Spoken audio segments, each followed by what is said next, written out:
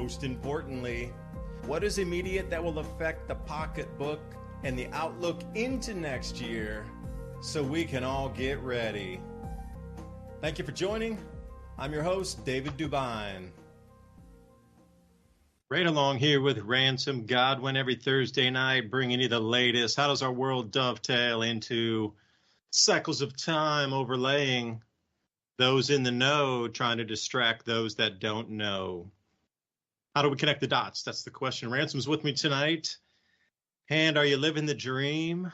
That's the title of the show. Are you living the dream? You know, they try to sell you this utopian thing. Work your whole life. You'll be retired at 65. You can sip cocktails on the beach and then... Well, you can't really do much because your body's old by then, right? Can't go climbing the Himalayas, just roaming free like you could in your 20s. So it's a little bit different. They try to sell you on something, and then it looks like suddenly it's being taken away. I was reading over on Zero Hedge a bit earlier today with, who was that, Martin Armstrong. Was looking at possible debt default with the U.S. As early as 2025, but he really thinks U.S., Europe, and Japan need some kind of war to default on the debt, and then they can blame it on Putin. They can blame it on China. China's out because they can't redeem. So reset the debt, you need a war. So that's all. You know, if all else fails, they take you to war. So what else is this? Record floods. I experienced such a crazy storm last night. There was like strobe lightning for about 3.5, almost 4 hours continuously. I'm talking 3 to 4 strikes per second. It was so blinding. I don't know, it's an energized sky. It rained about 3.5 inches in the evening. I'm just kind of exhausted from that. It was so loud the whole time, and, you know, trying to take a look at the birds we have and the dogs that were scared, and just the rumbling, and it just, the light. It's almost like you had to go into the dark bathroom and close the door or something and just not look at the light. It was mesmerizing to the point of being hypnotic. As a message from nature that something has just changed with the electrification of our skies. We want to discuss that a little bit tonight. But Ransom, thanks for joining. Been a busy week. I ignored the whole week. I tried not to look.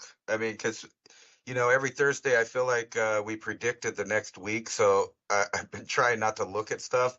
But I did an experiment because I dragged out some old equipment. I have an old projector, and I hooked it up to a antenna, put it up on my house, you know, to get out of the internet digital, you know, connection and see what the antenna TV people, you know, like people that just sit at home, which is most boomers actually, and anyone older than them if they're still alive, and a large chunk of poor people or people that don't have access to internet. They rely on antenna TV, and there's, you know, you have the main stations there, ABC, CBS, NBC, and the public broadcasting, and then you got a couple of entertainment channels. And what's ironic is you sent me that video.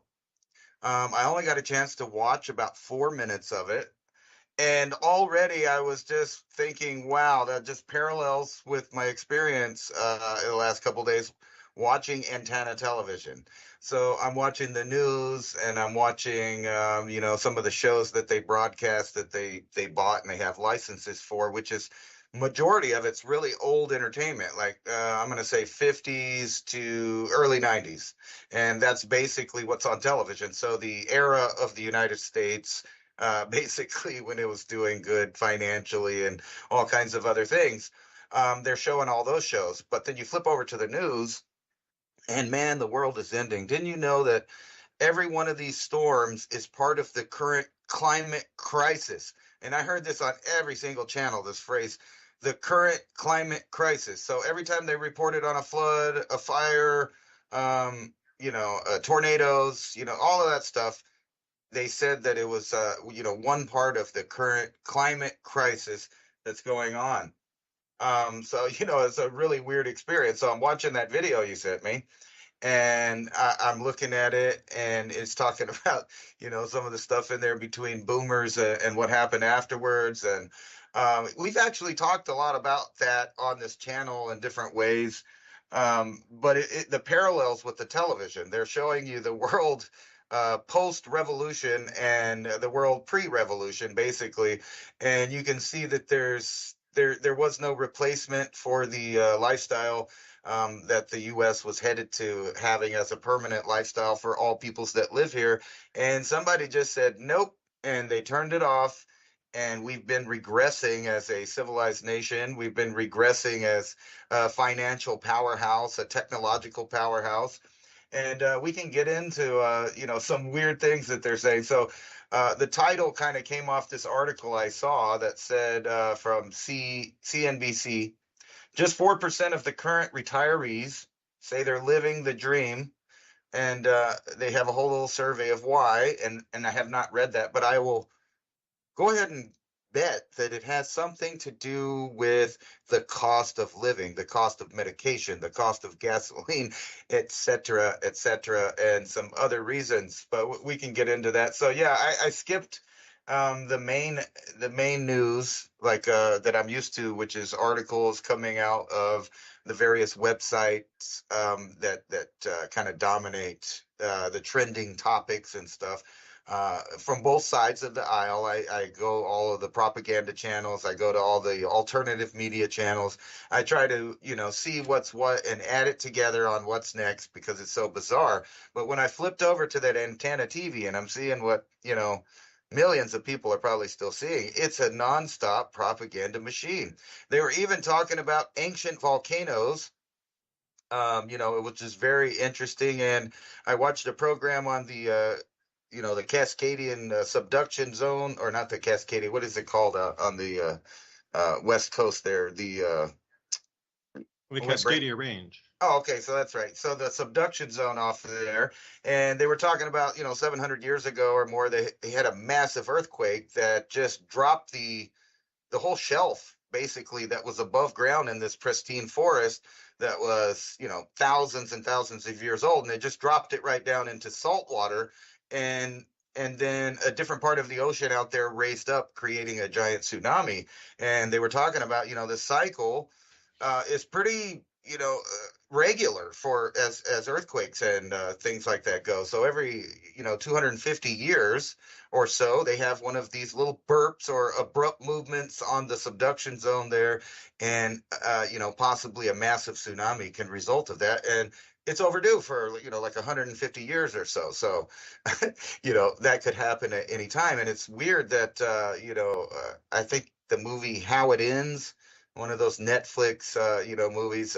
They got there over there on the left coast, and there was some kind of electromagnetic disturbance out in the ocean and volcanic activity. They never really did explain it, but I had a feeling that that's what they were trying to say, kind of some predictive programming.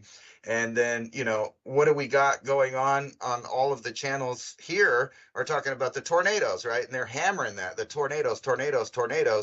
And then I watched the Mexican TV, because I live right here by the border, so I get to watch both countries' television. And I'm looking at them, and they're showing all of the flooding in Brazil and the fires in Guatemala, and all of these other destabilizing things that are happening in Latin America. And so I get to see that they are pumping the fear 24 hours a day, trying to convince people that things that are happening have never happened before to humans, and it's the result of humans, and that it is an ongoing crisis that you need to spend all of your attention and your worry and, keep your mind focused on their emergency that they have going on. It's so fake. It's, there is a lot of tornadoes this year.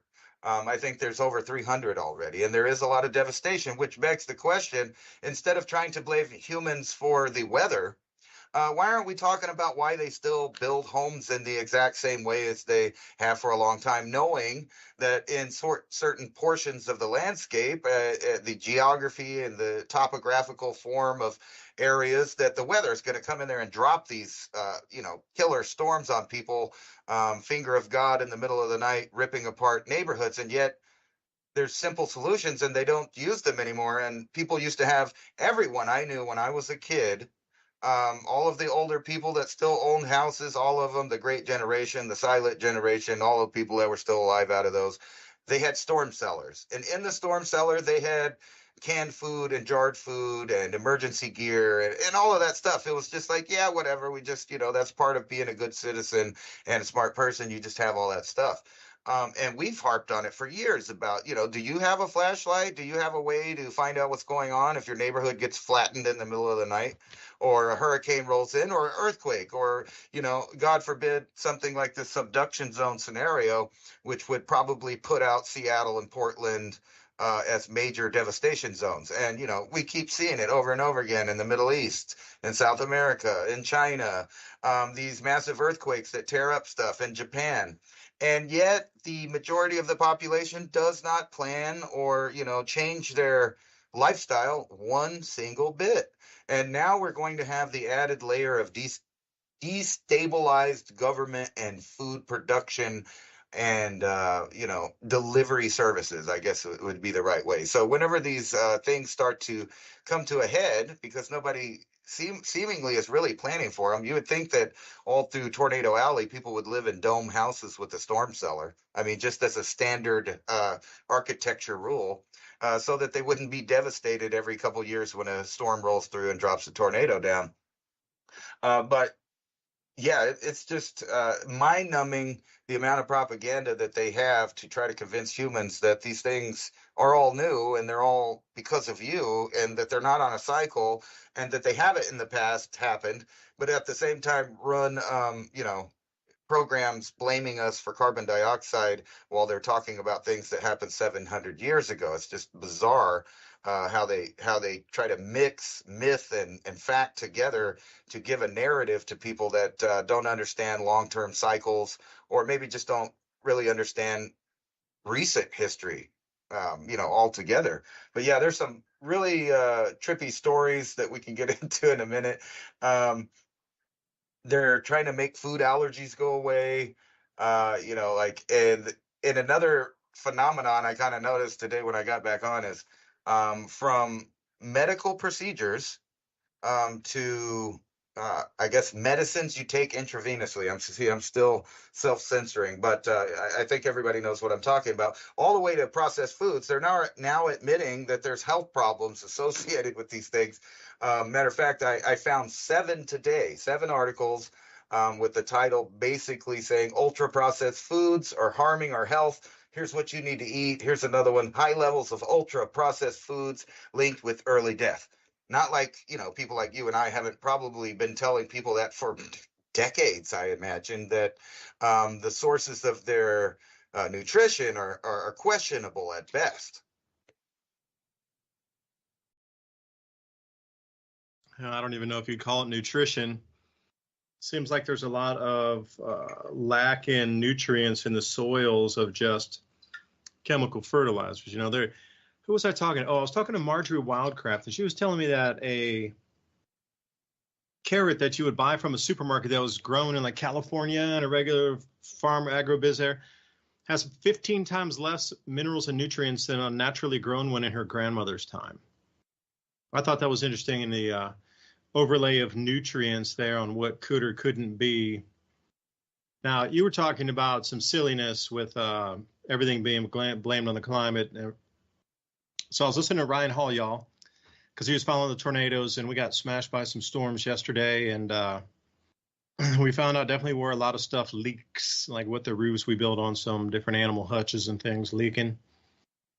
So the 2024 hurricane season forecast names storms. This comes out of, I guess, a conglomeration from weather agencies across the United States, NASA, NOAA, European Space Agency, just anything in the Atlantic. 23 named storms. Again, you get that number 23, a lot of sacredism there. And then we get hurricanes 11. Cat 3 plus 5. Now that's almost double the other averages for all the years. So you look at that, go, all right, man, who's fishy? Who's being fishy with the numbers? Because I want to explain, go through here. Why is everything getting mixed up? Well, if you jump over to Severe Weather EU, which is a website, and they do long-term forecasting. So we're going to go from a shift from extreme El Nino to extreme La Nina, like at the top of the charts on both of them in just a matter of 4 months. Like our climate would not have enough time to stabilize and change during that swift transition. That's going to be one of the fastest and one of the most abrupt temperature switches ever recorded. And this goes back to the 1850s. You know, they used to drag thermometers behind the ships and whatnot. They're looking for like vortices and like cyclonic storms through the Arctic during this time as well. That'll spin further south. So I'm gonna fill you in right here. The northern hemisphere in the next few months is going to be an extreme transition period. It's going to it'll leave their mark on the atmosphere and weather patterns.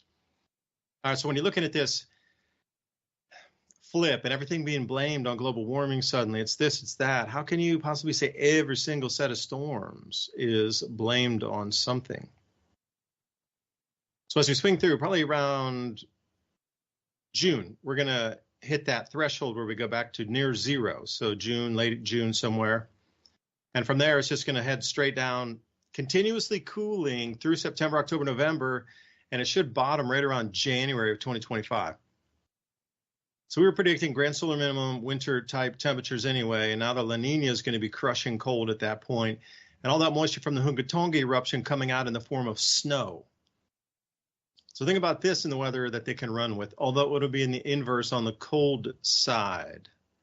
So this goes back, and I'm talking about specifically better measured El Ninos, La Ninas from 1950 on this one chart I'm looking at here.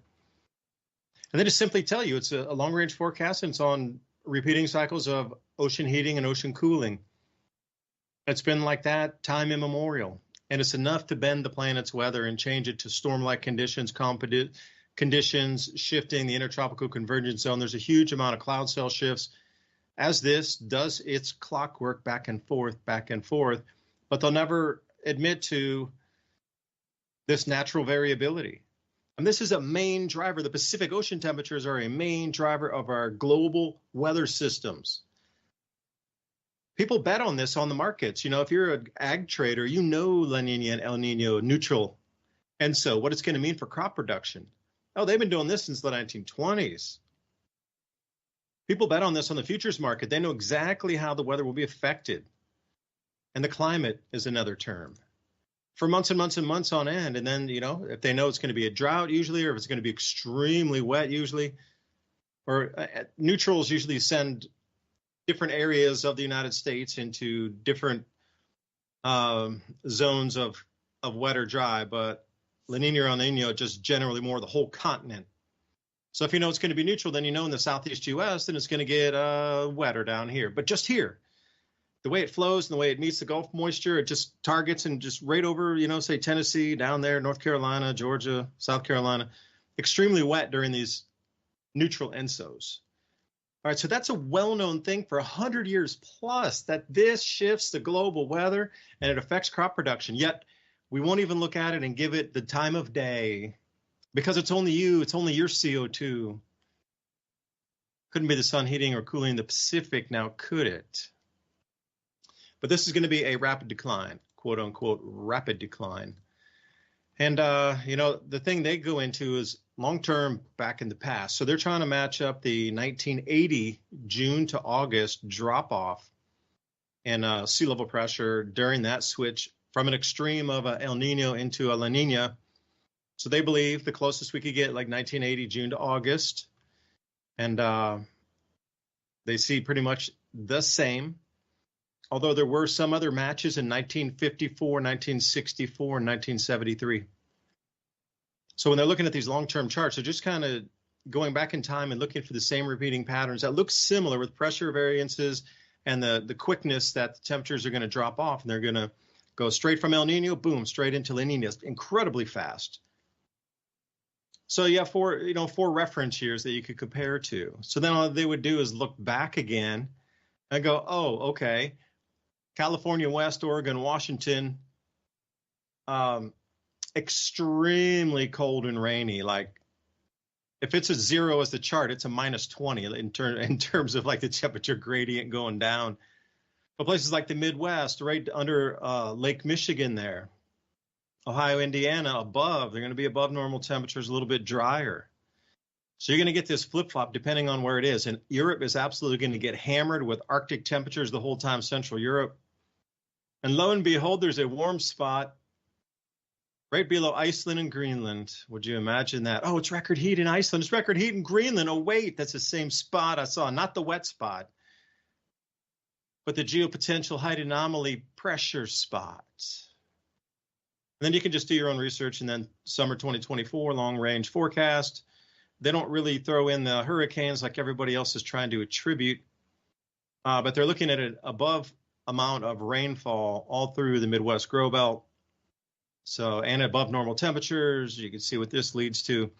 So, the reason I'm telling you this is they're trying to forecast hurricanes based on some fictitious global warming thing.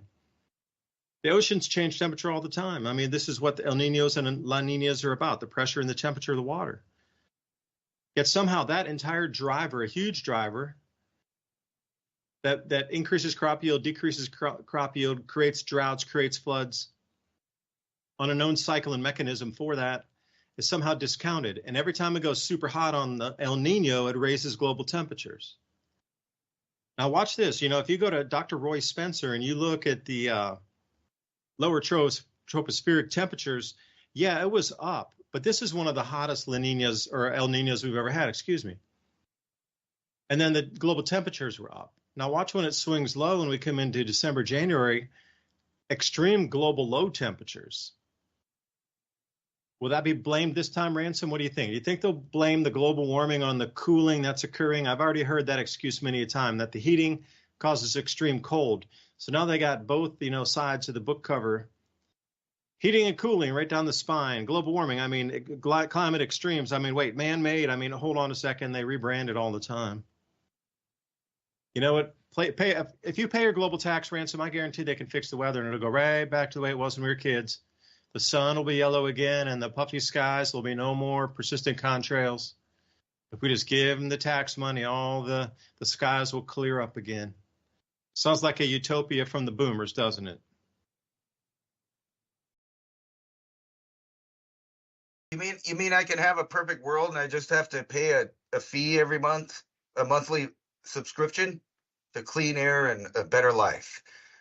No, that's they do that every time. The last couple of years when any place had record rainfall, like they're still trying to say, like, they'll say there's a drought in California for years. And then when it rains and the drought's over, they'll say this flooding from the global warming, the climate crisis is so severe. They do that with every story on there. It's every single one. And just last year, I remember some shenanigans from my own state where the Forestry Service lit a fire, a supposedly controlled burn, and now it's supposed to be the worst wildfire in our state's history. Wildfire, they say, and it was because of climate change. I'm wondering how long, the severe weather and all of that stuff that's not any more or less severe than other points in time is going to lead to the people that are in charge of things deciding exactly where people live. So I came across this article, and we've been kind of talking about these smart eco cities, the 15-minute cities, the whole idea behind that. And then simultaneously them running, rewilding projects, reforestation and stuff like that. And all of that sounds like a great idea until you realize that what they're doing is setting out sections of land that will no longer include the human being. Here's one from the BBC. Saudi forces told to kill to clear land for their ecocity. Excuse me. Saudi authorities have permitted the use of lethal force to clear land for the futuristic desert city being built by dozens of Western companies, an ex-intelligence officer has told the BBC. And that goes hand in hand with this article right here. Netanyahu unveils his utopian plan for Gaza 2035, and it shows a nice city with a bunch of skyscrapers and farms, and it's really lush and green there, unlike the area is today. So maybe their future plans have something to do with the weather changing, and that's something that we've kind of insinuated before, that these think tanks and planners, they plan for the long haul. They keep you distracted with the mindless nonsense, the fear-based programs and entertainment-based programs to steer your emotions and your intellect in a different direction or in a set view of the world.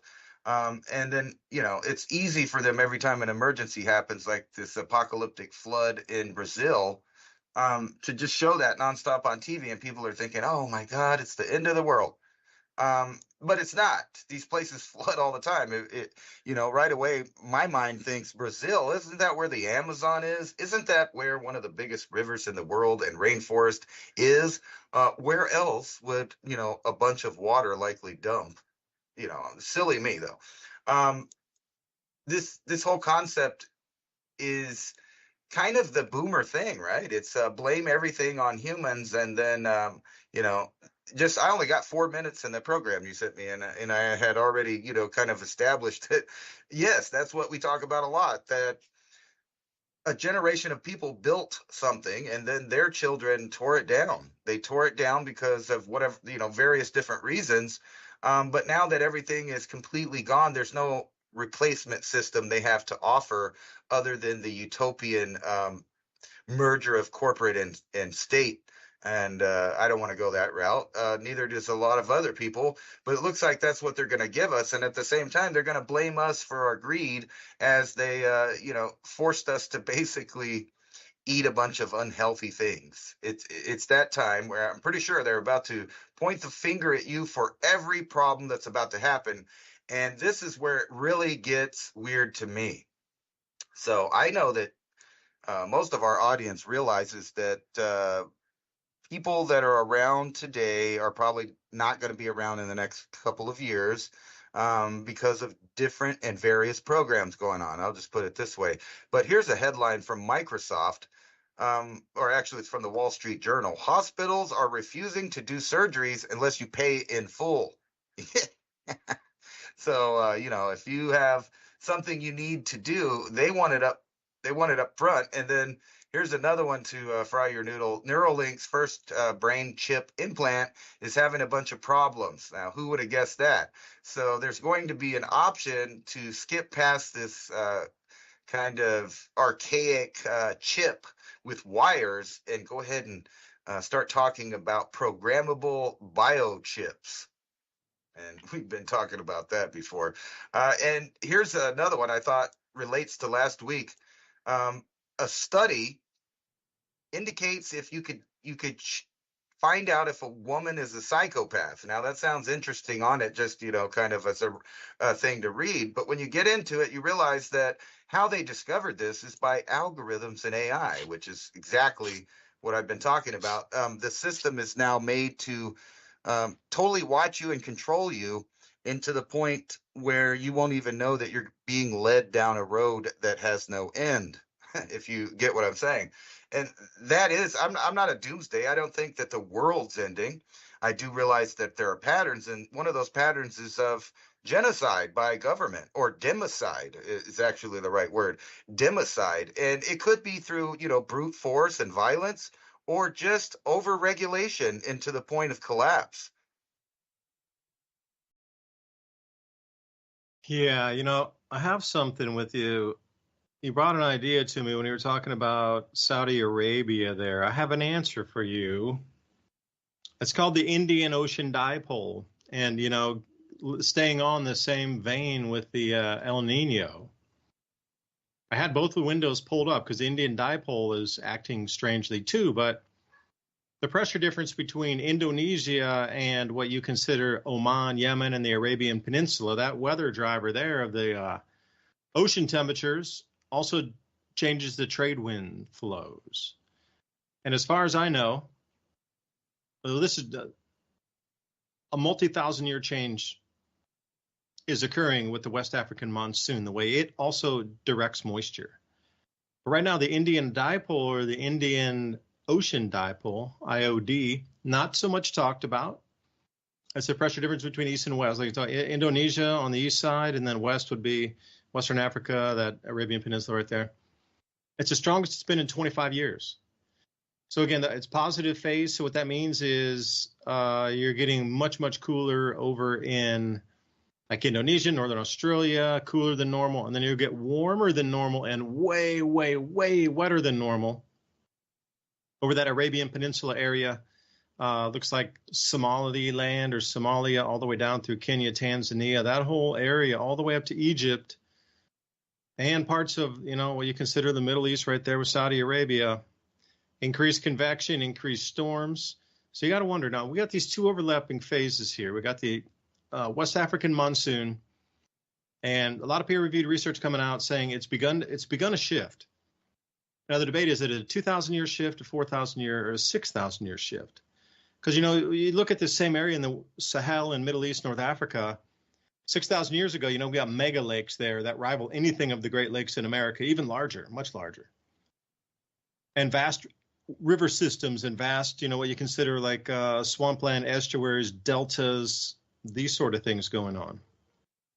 Massive amounts of habitation, huge amounts of population were living there that is not given credit for, and the archaeological ruins absolutely show that in that time of increased vegetation and water supplies, etc., that area of North Africa and the Sahel was absolutely filled with people. And it seems rather advanced people, according to what they're unearthing in terms of archaeology and size of some of these areas. Eye of Africa, everybody's focused on that. David Stig Hansen, I did an interview with. But they were finding all these other things outside the Rakat structure there. They were going with LiDAR and pinging on all these other massive cities and these canals that were very similar to what you'd see the Okavango Delta and the Kalahari canals were also found in Mali. And, there's just a lot of similarities of some ancient technological past where maybe the version of history we're given isn't really the true facts, because 6,000 years ago when that place was wet and the West African monsoon was at its full maximum of precipitation potential, that place was very different than today.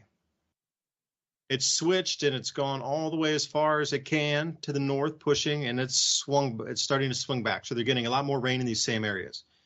So they know that big cycle, that giant 2,000, 4,000, or 6,000 year cycle has repeated and is in a repeat pattern, becoming wetter. Now we got the Indian Ocean dipole pushing a huge amount of rain over there. Now they're cloud seeding on this. So it wasn't that they were just cloud seeding. They were cloud seeding into this increased precipitation, increased convection phase, because the Indian Ocean dipole is in a positive phase. In the cool water that's off Indonesia is way over under India now, under Sri Lanka.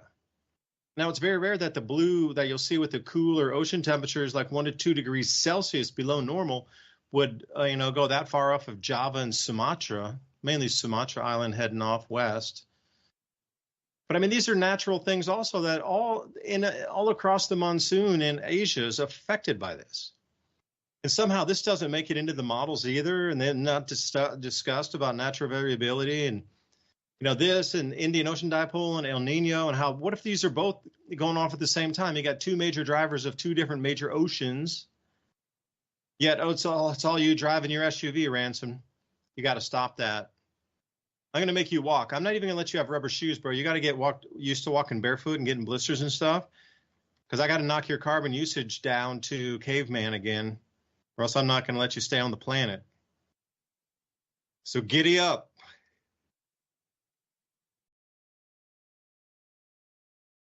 I'm noticing, I'm looking at these cities that they have planned, and they couldn't be more obvious about that. They're just building giant walls and zones for people to not be in if you're not the right person.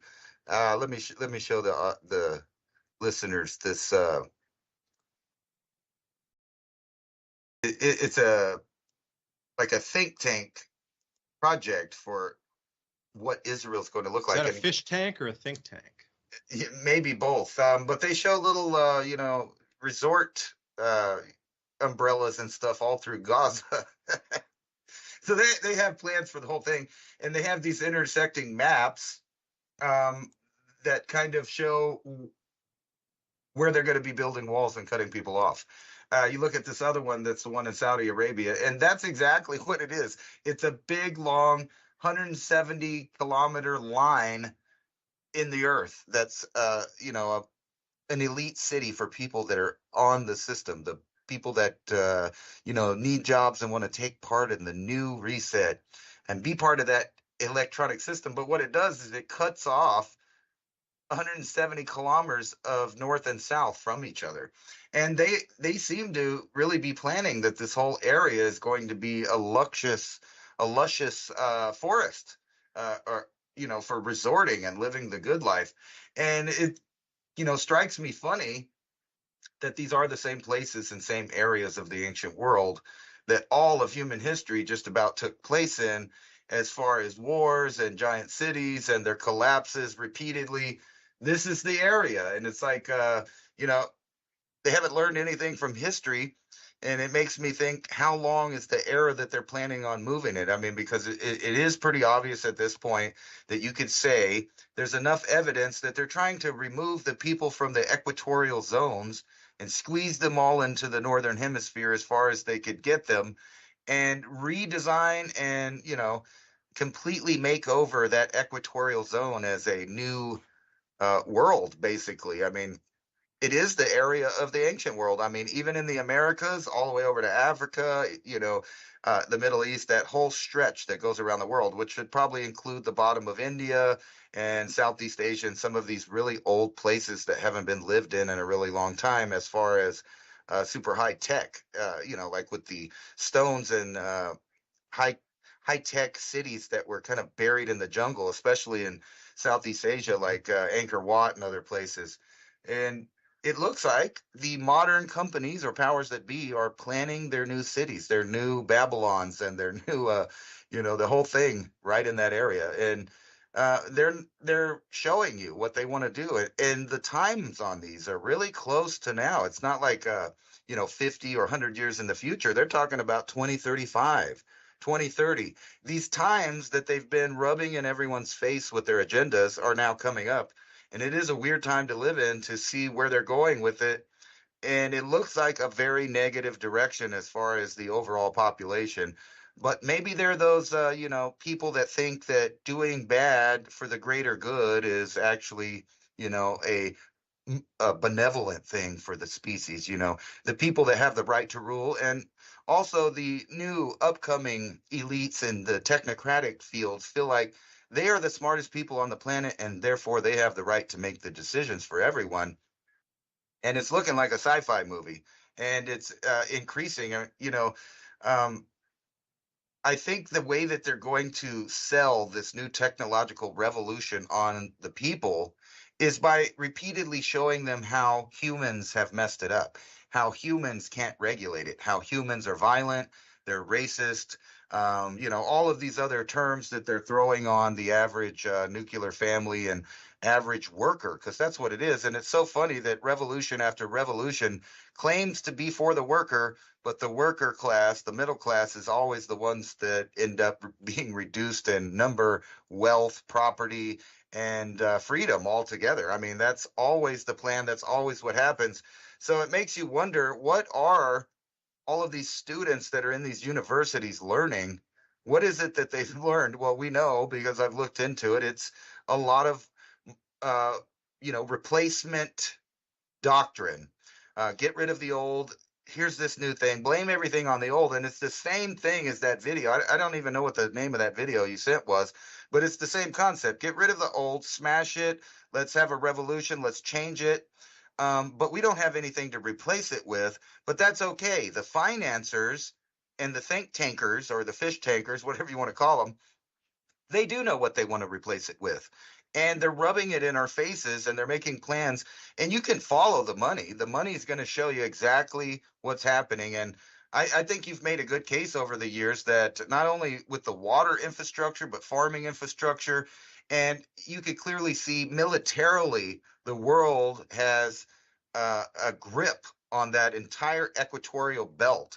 There's something going on, and all of the traditional colonial powers all have their hand in it, but seemingly are, burning down their own nations because they don't care. It's like the sinking ship thing, where the rats just jump over to something else that's floating. But in this case, they already have a boat waiting for them, but they didn't bring any life rafts for the public. Did they bring any windmills or wind turbines where they're cutting down 120,000 hectares in Germany? Did they bring windmills on them with the boats so they can have free power? Isn't that the utopia they promised? Free power for everybody. Once you install your solar panels, you never have to ever buy electricity again. Oh, you get an electric car, you'll never have to pay for fuel again. Routinely lied to. How many times do they need to lie to us once again of this bait and switch before people are like, wait a minute. Carbon capture, underground storage pipelines directly from the ethanol plant. Oh, the dream to save our planet. Railroaded through eminent domain with corrupt officials in small towns. Hey, wait, you're going to take that over my farmland? Wait a minute. I'm not going to get any revenue from it either. Just going to push it through on a private company telling you got to go straight through my farm. Really? Oh, thanks for that. What's going to save the planet? It's underground sequestration. Okay. Well, I got one off the Daily Skeptic here because, you know, this terraforming that continues on our planet, this terraforming is not for us. It is for that species that is coming or is here that will emerge. So they keep talking to you blue in the face. You're going to global warming. There's too much CO2. Well, trees are one of the best things. We all planted trees. If we planted billions and billions of trees, and if we started shellfish farms across every shoreline, even if we weren't going to eat the shellfish, just to have the shellfish sequester the carbon, because, you know, calcium carbonate is a seashell.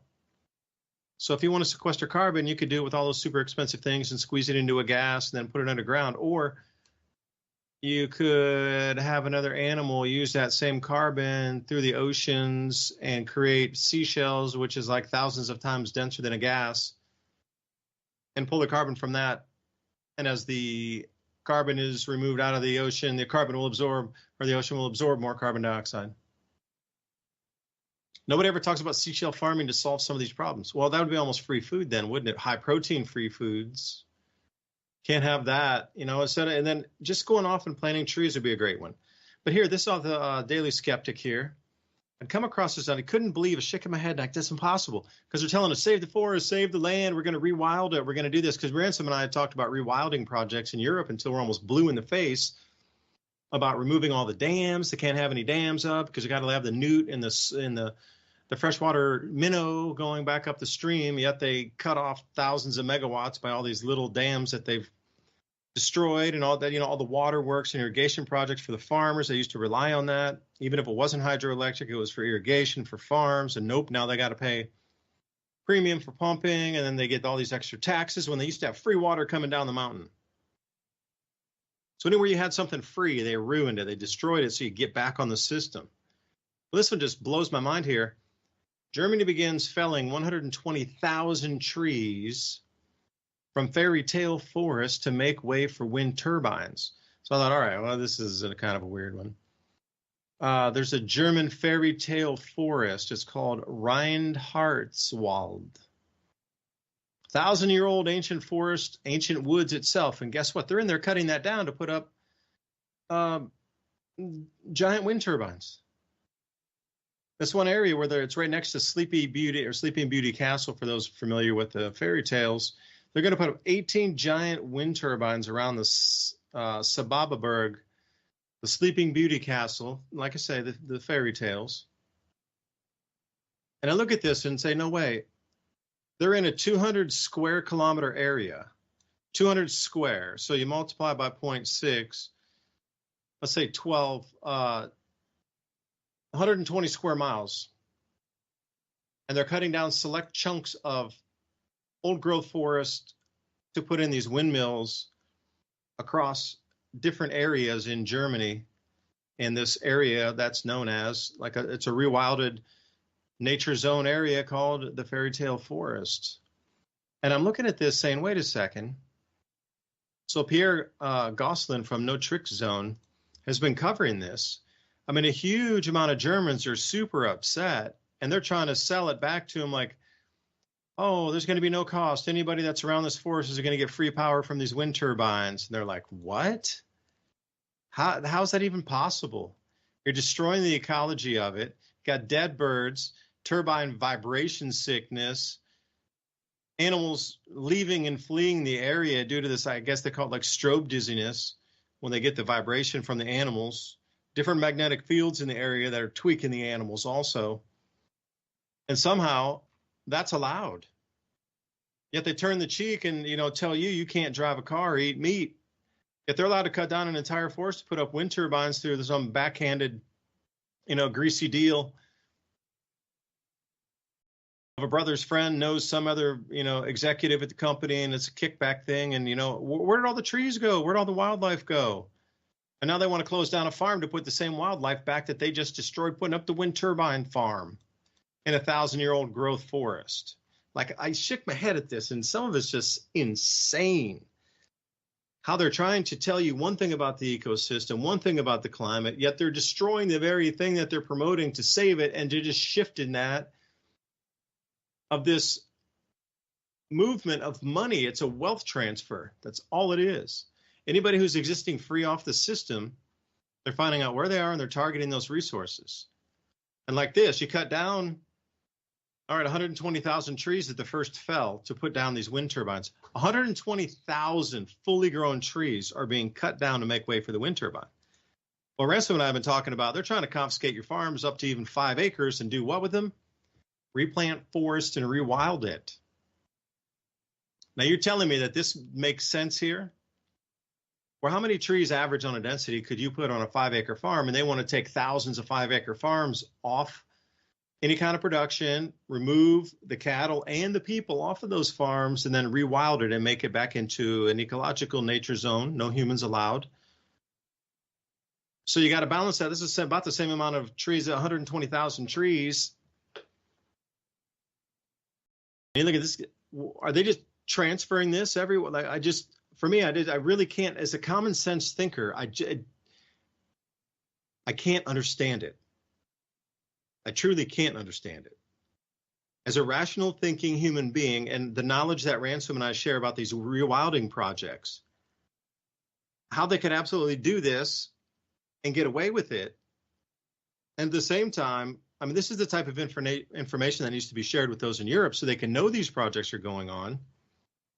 This is why there's so much stifling and censorship, because by sharing these types of stories, like, hey, in Germany, they're cutting hundreds of thousands of trees down, clear-cutting forests to put wind turbines, yet they're confiscating your farms in the Netherlands. Y'all need to have a conversation, like, what's going on here? Because for me as a rational human, that's the only thing I can say is just the utmost corruption, and it's terraforming, nothing else. That's the only way I can look. Sounds insane. But think about if you're terraforming for a different magnetic field species to come and inhabit this with a slightly different atmosphere, and a lot more things make sense. Now, we're these inhabitants here with us all the time underground, where you got to think about, if you're breathing, there might be higher CO2 concentrations underground or lower, depending on where they are. This hollow earth thing suddenly starts to make a lot more sense. Like, it's almost as if somebody's waiting down there just to open the gates and come charging across and swarming across the earth. Because everything I see about this story and this rewilding thing is something stinks to high heaven. And Ransom, I'll read you the title again here. This calls off Daily Skeptic. Germany begins felling 120,000 trees from fairy tale forest to make way for wind turbines. I can't make heads or tails. Maybe you can.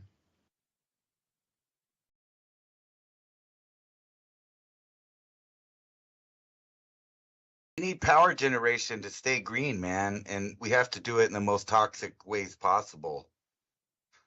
That's the only way that makes sense, is to cut down. If we cut down the forest, we could save it, because then man can't destroy it if it's not there.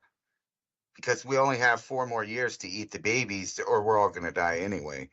I mean, these people are nuts. They making up stuff all the time. When I first saw that Bill Gates thing about chopping down forest to help the environment, when obviously these guys are screaming all the time about CO2 sequestering CO2, right?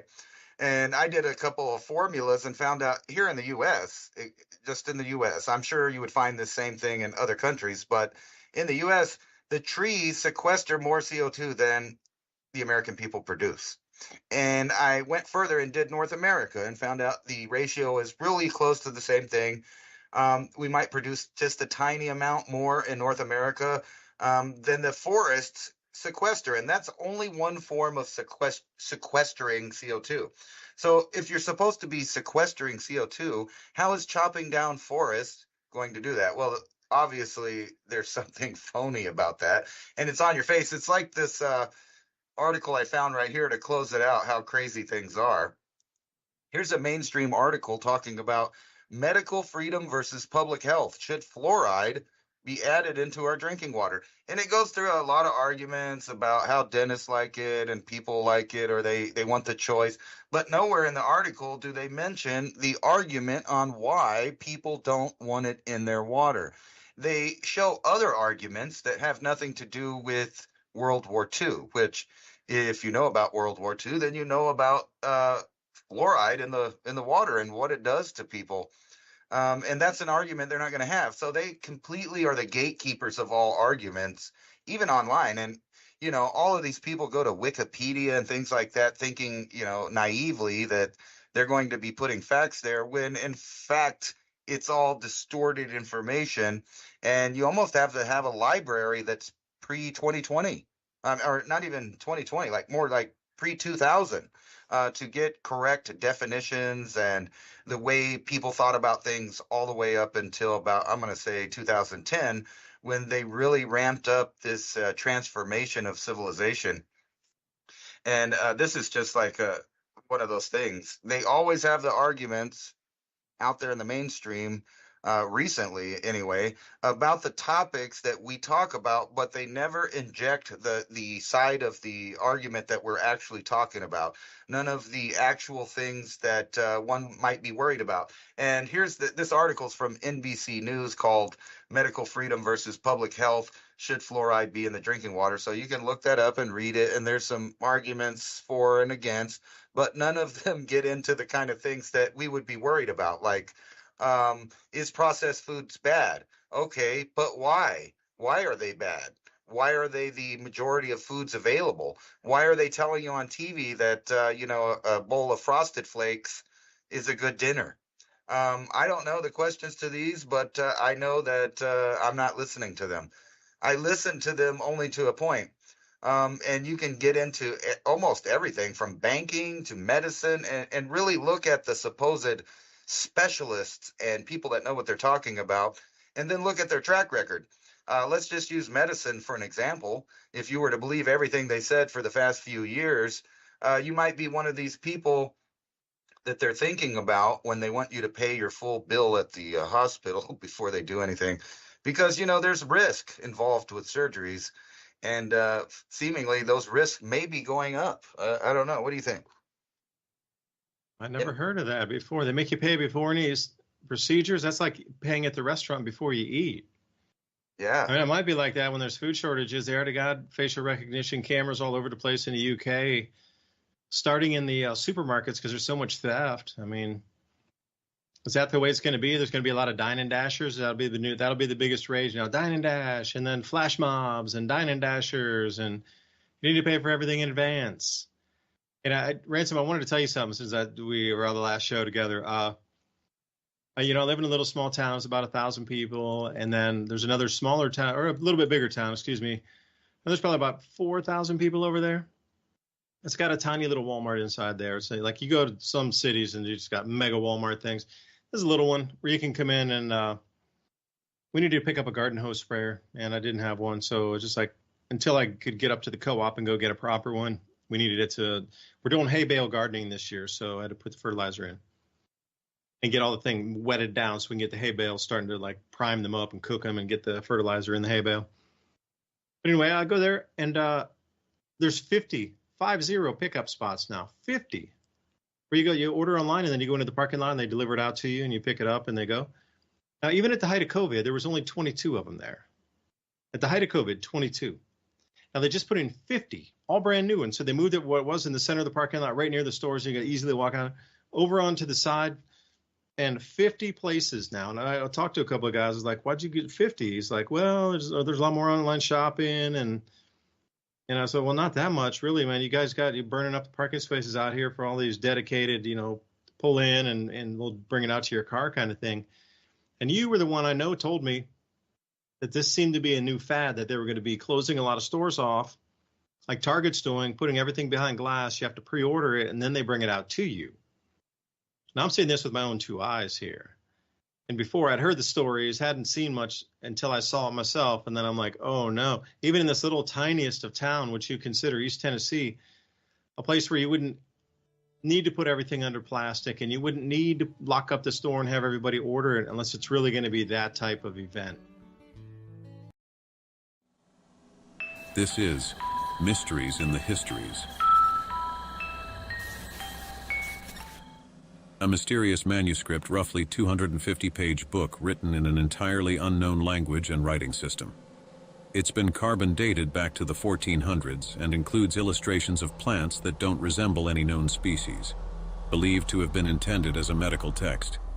It's named for the Polish book dealer who purchased it in 1912. This is the mystery of the Voynich manuscript. Since its discovery in 1912, the 15th century Voynich manuscript has been a strange, mysterious cult phenomenon captivating the minds of many. Its first confirmed owner was Georg Barisch from 1585 to 1662, an alchemist from Prague who discovered it in his library. Barisch tried to investigate the manuscript's origins to no avail.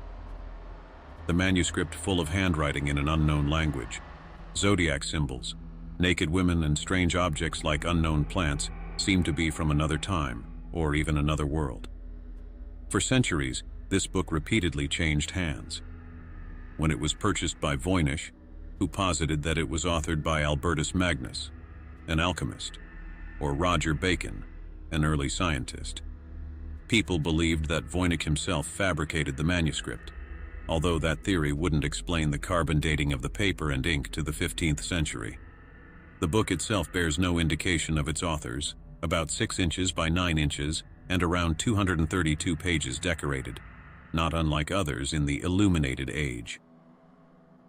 Wrapped in vellum, with vellum pages, the manuscript features 116 folded folios bound in 18 bundles. The binding of the book is old and busted, though it is not original to the text. Many of the pages are fold-outs, some are missing. Inside the tome are innumerable lines of looping text, inked in iron gall in a medium typical of the Middle Ages, scribbled in a strange, unfamiliar language and a strange, unfamiliar script, incomprehensible, causing Voynich to conclude that the tome was written in code. Alongside the text, unknown if important or decorative, there is an abundance of illustrations and pictorial art. Composed of inks and pigments in tones and color palettes common to the 1400s, these illustrations seem to split the manuscript into 4 separate sections, including sections about botany, astronomy and astrology, balneology, the science of the therapeutic use of baths, and pharmacology, as well as a 5th and final section, with blocks of text separated by stars.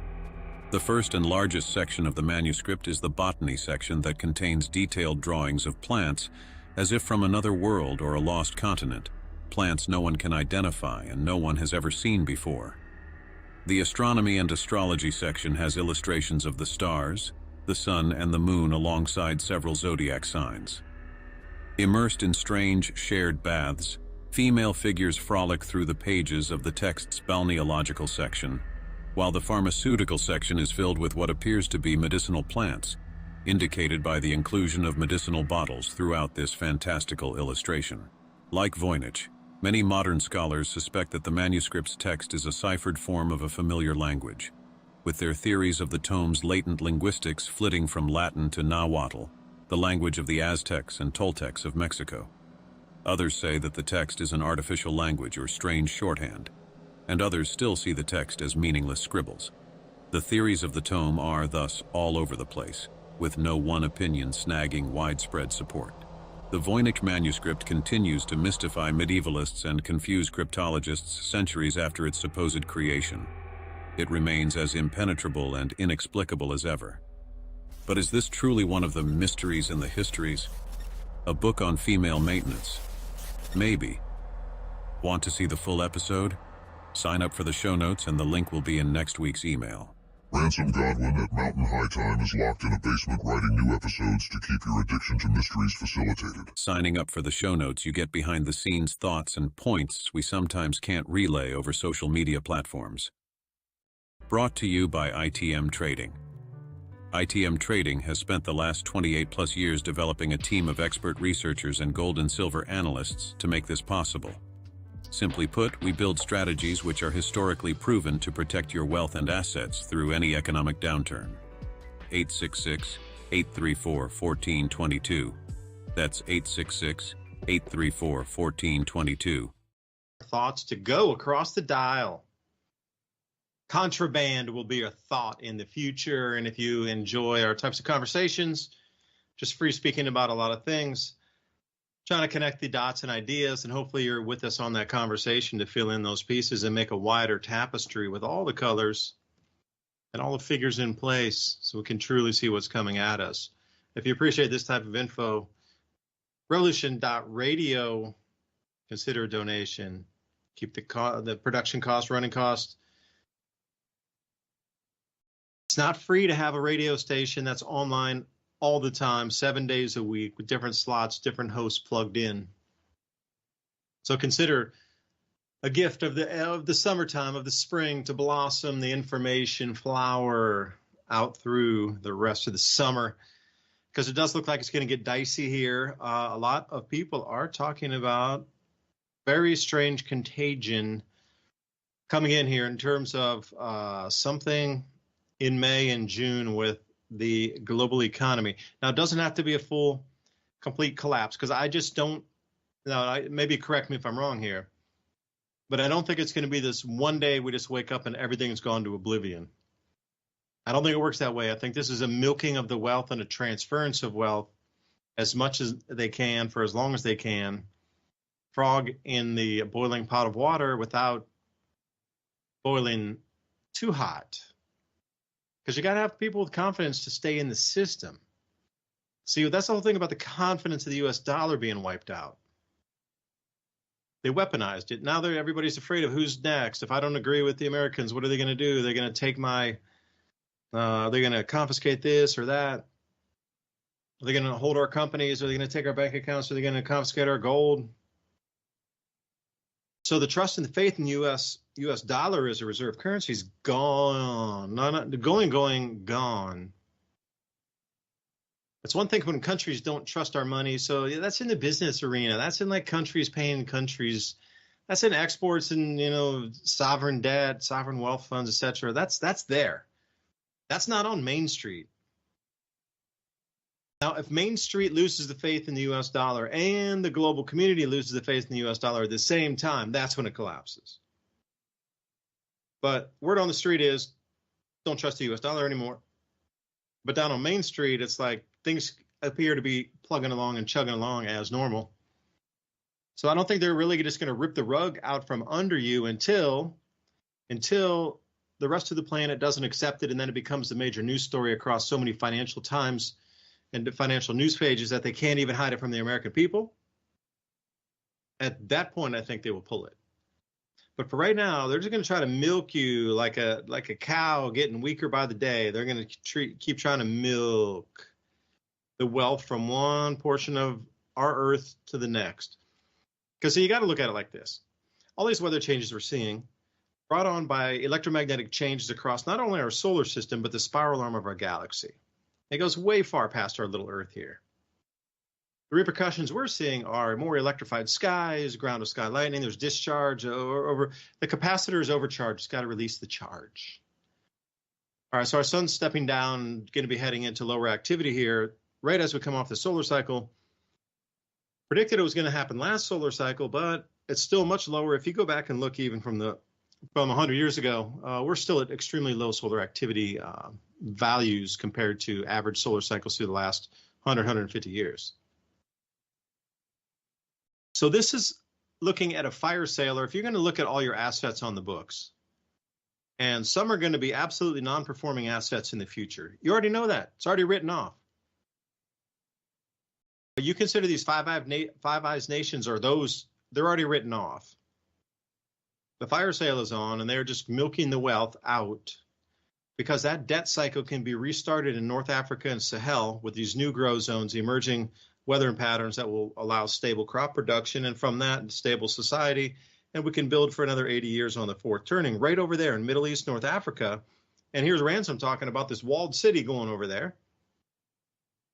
Like wherever you look, the fingerprint of debt moving over to a new place on the planet to restart the system is fully in play. Like it's black and white for all to see.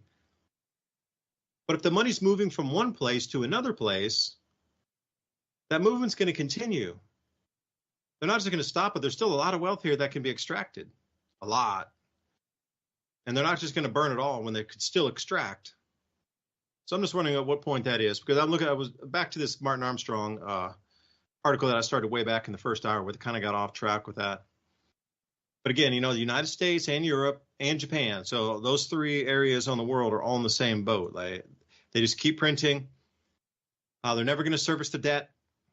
They have to default somehow because it's just literally financially and physically and numerically impossible to even pay the interest on all of this debt that's issued. And each minute we go by, and each day and each week, it's another billion every 3 months now for America.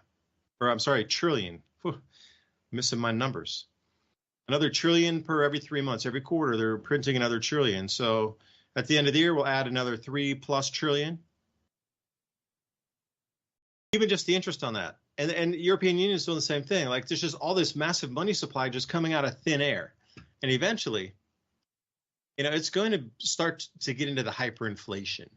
But before that, before the citizens turn on the politicians and absolutely point the gun and go through the neighborhoods and turn them into flaming, firestorms, they're absolutely going to start a war somewhere. They're not going to let the American people get the upper hand to make it so bad here that everybody can just easily look and know who's creating the problem, and then they're going to go take action against the problem to solve that problem. It's never really going to get to that point, I don't think. They're going to start a massive global war, and then we can default on the debt. The U.S. can default, Europe can default on the debt, and Japan can default on the debt. And then we'll get into this stagflation economy where the economy is really doing nothing outside the war machine, and the only things making money are going to be involved in war only. And then you're going to get into this extreme inflation. Now, will it go to hyperinflation like Weimar Germany? Not sure. But extreme inflation. So that's kind of the way that it looks going out through into 2025. So my question to you, Ransom, would be, at what point do you think this trigger, to bring us into the war? It's good. We're going to go into a dark age when this happens, by the way. So I'm saying having extra books or things on hard drives or whatnot.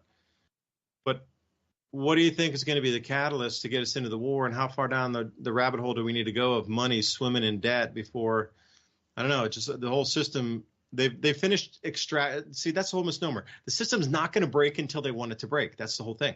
It's not going to break organically. So it's like, how much longer do you think they're going to keep the charade going on and milking all the wealth before they purposely collapse the system? That's more the question. And welcome back to the second hour.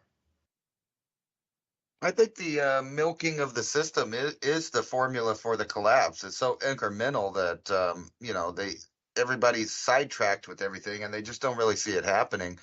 But you do bring up a good point. How fast would it happen if we got hyperinflation?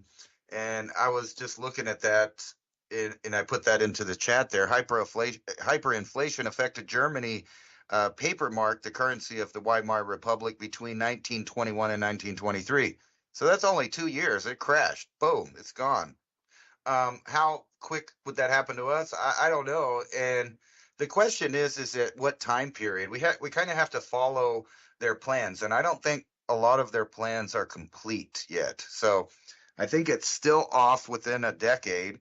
But when you think about how much change happens in a decade, the entire World War II happened during a decade. Lots of big events throughout history happened relatively fast, only within a couple of years. So it's the setup that's the incremental destruction of the currencies and things like that, and also the way to get people, cattle-like mentality to go with the mob to get anything. And I mean, we live that reality now, and I'm not talking about older people per se, or people that have their stuff together. And we were talking a lot that boomers get blamed for a lot. And it is true that they did do a lot, but there's a big portion of those boomers that continue the traditions of their families. They continued working just like they did. They continued keeping the tools and the trades and the knowledge, and they even prided themselves on that. So that's still going on today. Uh-oh, I think we lost the call. Let me find out if we're all still Oh here. no, we're still here. I sent you I Okay. sent you a hyperinflation for the bread thing there. Oh, okay. Yeah, so I don't think that all the boomers are to blame. Actually, in the end, right now, the boomers are the ones that are really the ones most capable of helping the next couple generations fix what they've destroyed, basically. And if that doesn't happen, then all of these other plans are going to, unfurl very slowly over the next decade. OpenAI considers allowing users to create AI generated pornography, just another thing to keep a large swath of the population occupied, mainly young men who are the workforce, the backbone, and mostly would be the military age people that would be any firewall against tyranny and keep them completely distracted. And then you have this article from Interesting Engineering. Lifelike robot invasion inside China's insane humanoid factory. Robots specializing in crafting realistic humanoids designed for interaction with people. And this is the key part, fulfilling public service duties. So what does that mean? Well, it means there's going to be a robot at the DMV. It means there's going to be a robot deciding what medical procedures the state is going to allow you to have. You wanted socialized medicine, you wanted universal health care. Well, they're going to bring it to you in a transhuman form, and this is how. And think about this too, as people are dying off, and and unfortunately, we are talking about the boomer generation. They are the ones that are going to go through the die-off phase first. And when they do that, not all of them are going to disappear, and they're going to need, support. So they're offering a whole new changeover of society where robotics are the ones that they're going to help you remember to take your medicine. They're going to keep you in line. They're going to report it to the government whenever you say bad stuff that they don't want the next generation hearing, or ideas they don't want heard.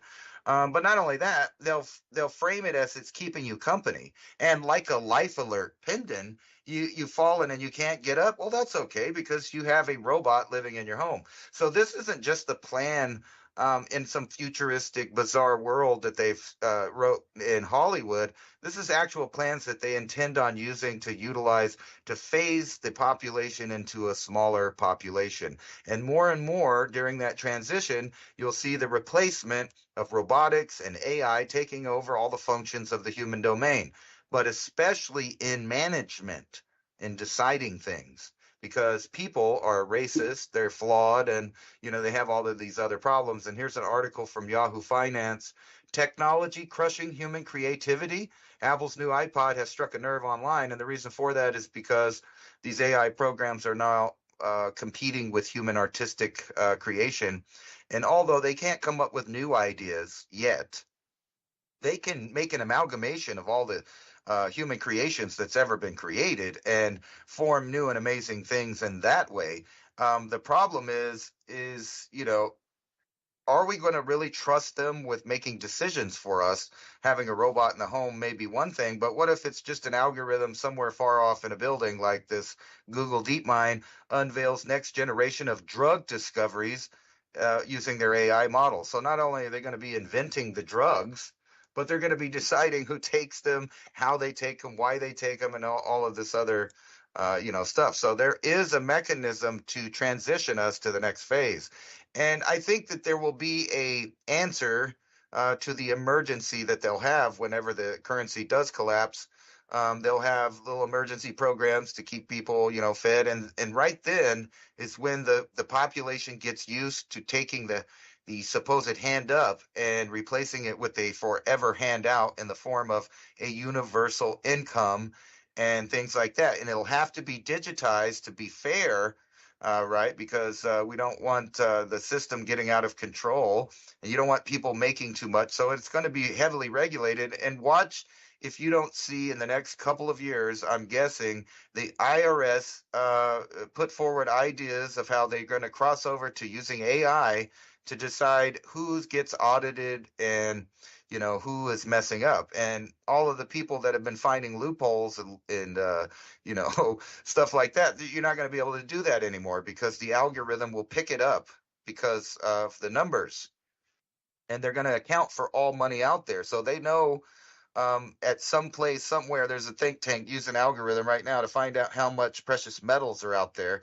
how many guns are out there, how many people out there are self-sufficient, and what's that's going to look like if they have to make a power move to take control. So it's a pretty bizarre setup that's going. So I think it's actually not something that you're just going to see as one single trigger, but a decade worth of triggers that happen. And if they go full out world war, that could be a period of only 5 or 10 years before they've completely redrawn the maps, installed new systems to protect the population supposedly, and enact their totalitarianism, which includes but not limited to removing all natural rights and inalienable rights from humans. Because those are arguments that are still being used to fight the tyrannies that are manifesting as world governance around the globe. Yeah, that redrawing of the map can be done in quick fashion, and those that have the most freedom could be given over to regimes that would own them at the end of the conflict. Because you look at what happened with Austria and Czechoslovakia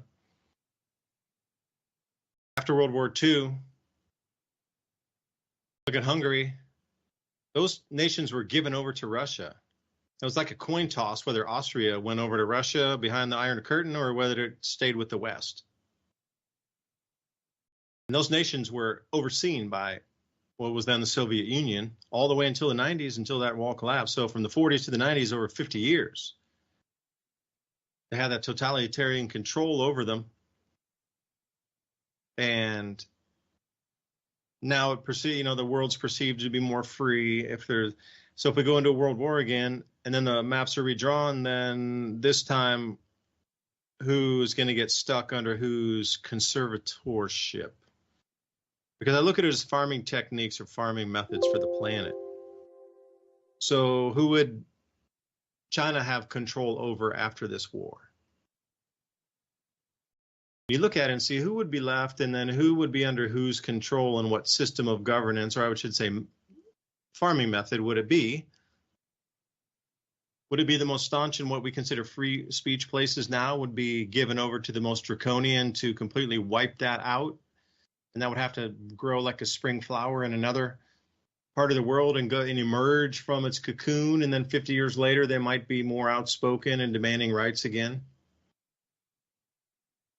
Because the genie's kind of out of the bottle on this one, where the speed that they're moving, they just don't care anymore whether you see it or don't, because at the end plan of it, it's so much chaos and resetting that they just don't care if you know, because you'll be more worried about your daily needs and the needs of your family and community than you would looking at the BlackRock and Vanguard trying to corner all the existing single-family homes. And now that Congress is really probing into that, they've changed their business model to only renting neighborhoods. Like the entire neighborhood, they'll put 200 homes in, but all of it only for rent. Those homes will never be owned by a person. They'll be owned by these investment houses, and that's their new ploy. It's a rental neighborhood. And I've seen rental neighborhoods with tiny homes too. You go into, if you look at some, there's probably like 200 tiny homes. I mean, tiny homes. Like you see on TV, they try to glorify living in a tiny home. Well, I call that a tool shed. And they try to live in a tool shed. But squishing 200 tool sheds together with, and then saying it's a tiny home neighborhood doesn't make sense to me. So as this movement forward here in control of, if there's a collapse of the economy and the mortgages go bye-bye and all these banks get put under receivership and suddenly all these mortgages are called in or bundled, and then there's new terms for it, even though that contract is with the old banks. It's not with us, man. Your bank failed and we got a new bank, so you're gonna pay us a new rate for your loan, and there's also going to be stipulations with it. And if some people will bail at that point, the only option left for them is renting. Guess what? There's all these rental neighborhoods popping up everywhere. And apparently they're between $2,500 and $3,100 per month, $3,100 a month to rent a house from this BlackRock/Vanguard groups of home builders now. So what are you going to do that? $3,100 a month? Really? That's a lot of money. That is seriously a lot of money. And they don't offer you a smaller home with like 1 or 2 bedrooms. They're always like these 3 or 4 bedroom houses. That's your only option. So what are you going to have? Families living together? Oh, wait, the rental stipulation is only 1 family can live there. You can't even have somebody stay overnight as a friend. And they're going to put all these stipulations in.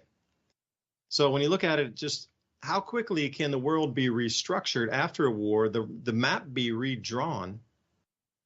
And as Martin talks about the introduction of all these central bank digital currencies, I was shocked to find that 103 nations already have a program ready to press the button to go live. More than 100 out of 200 nations, half the planet's central banks and nations are ready to go today. Then you start to look around and say, well, the people who are self-sufficient, they're going to be a problem because they also can think differently because they're already out there. So if they're going to chemicalize the water, the food source, or the rations or whatever given to the populace in the cities, that's not going to affect them out there because they're going to eat their own foods and it'll be a different supply chain. And they're going to think differently, behave differently than people in the cities that are under control. So again, we're going to have this split world, but then, in the split world, are we going to have all these split countries? Because my recollection is, and I've had this, I can't tell you why, and I can't shake the feeling. The FEMA zones map is going to be the new balkanized United States countries. And I've had this feeling ever since I saw the map, and I don't know why. It's just like my sixth sense. As soon as I saw it, I thought, oh, that's the way they're going to break up the United States. Because you look at the Soviet Union after it broke up, and then boom, all these countries reemerged out of nowhere, and Czechoslovakia broke into Slovakia and Czech Republic. And you started to look at these different, the whole, what you consider, that whole Slobodan Milosevic thing down there in the Balkans. I mean, that was all under one giant nation that absorbed, 8, 9 countries, and then they all broke off in independence from Serbia to Croatia and everywhere in between, Slovenia. So the world can be redrawn real quick, but then, have you noticed things get smaller each time it's redrawn? So we take a giant United States and break it into 11 areas. And those are going to be smaller areas. Now, will they be more easily controlled? Yeah, some will, but there's going to be a lot that are going to be a little more freestyle, I'm just curious how this world is going to be unfold in front of us and what's going to be offered to us. Now, see, they're going to drag most through the fear, kicking and screaming and like, no, the bank went down. Oh, no, the war started. Oh, there's And I saw and I'll say just one last thing here, the distraction thing. And there was one guy, he looked like he's in his early 30s, sitting in the car, and he's talking to these, kids today that are at the university. He's going, I understand, man, there's a lot of bad stuff going on the planet. And all of you organized so much to get everybody protesting and all the people together, hundreds of thousands of people in all these universities across America to talk about something happening overseas. You don't have any money here. You guys got no chance of getting a job. You're definitely never going to own a house. You barely have any money. And you organized all this to protest something that's going on overseas. And you all can't even, your eyes are that closed that you can't even see that you need to direct that energy and protest that stuff right here in America, where you got no opportunity. And somehow they baffled you and like bait switched you to protest something overseas. He's like, I don't get that. He's like, how come you can't even open your eyes and see the plight that you're in America, and I'll turn that energy? That was, a lot of swear words in that one. But anyway, I can't play it here on air. But I think a lot of people have seen it. But I just look at this going, what if they did redraw the map? How do you envision America or the world being redrawn? Canada, hell, that could break up into 6 countries too. The division could go one step smaller, because once they put those rulers in place over smaller nations, then you get a bunch of independent despots across the world, like New Zealand, for example. Not knocking on you, New Zealanders. I'm talking about your leaders, not you as the individuals in the country. Cool people, bad government. But that's just the perfect example. Everywhere you look, there's tiny countries like Liechtenstein. Do you think that? Yeah, right? I mean, come on. Everybody's installed to push the narratives or to push the agendas. The smaller the nation, the more the government has the control to do it, especially if the citizens have a way to resist removed from their possession. And I'll stop there before we get in trouble.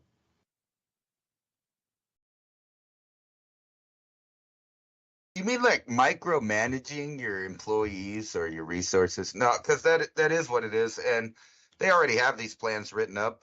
They're easily accessible on the internet. I mean, you could just look, read from their own websites about the plans they have for continuity, plans they have for segregating different sections of the U.S. into their own little governorships. And we're talking bigger places than the States because, when you look over at Europe and elsewhere, you see little countries that are micromanaged. Well, we have big states like that. And they already kind of do it county by county. My question is like, after they do whatever they're going to do, what do they do with everyone? Because that's really the question there. What do they do with everyone that is hungry and needs land and wants things? What do they do to them? They have to be reduced in some way. So I have this weird idea almost of, the northern latitudes, like you were talking about Canada. What if Canada, Europe, and Siberia basically just became oil fields in frozen tundra wastelands, and all of the people kind of lived more south because they had to move? We were just looking at a map of the tornadoes, and I'm sure you were tripping on that last night. Do you have a hole to jump in, if a tornado comes your way?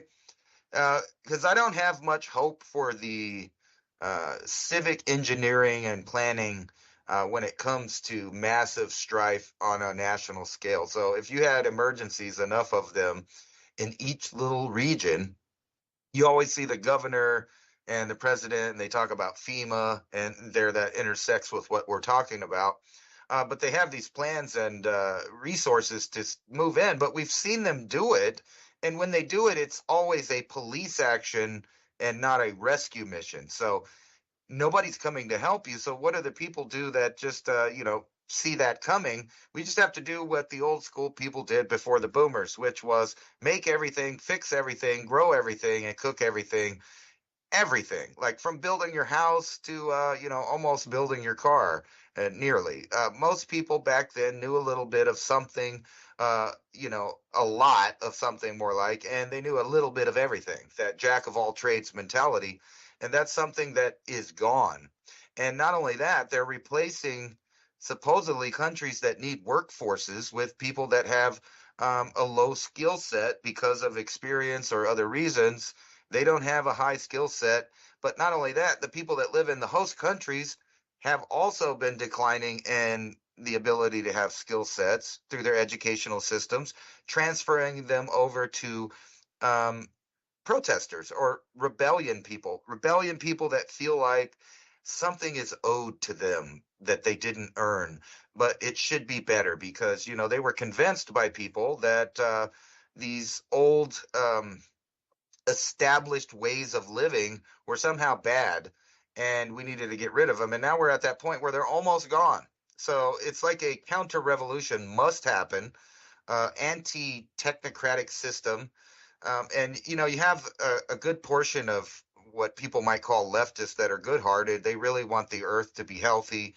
They care for people and all this stuff. It's just they know so much stuff that isn't so that they can't see that, they're fighting for the wrong people. So right now we have literally you have bands that are called Rage Against the Machine that stand for everything that the corporate and government establishment stands for. So all of these examples of supposed counterculture are literally propaganda machines created by the establishment itself.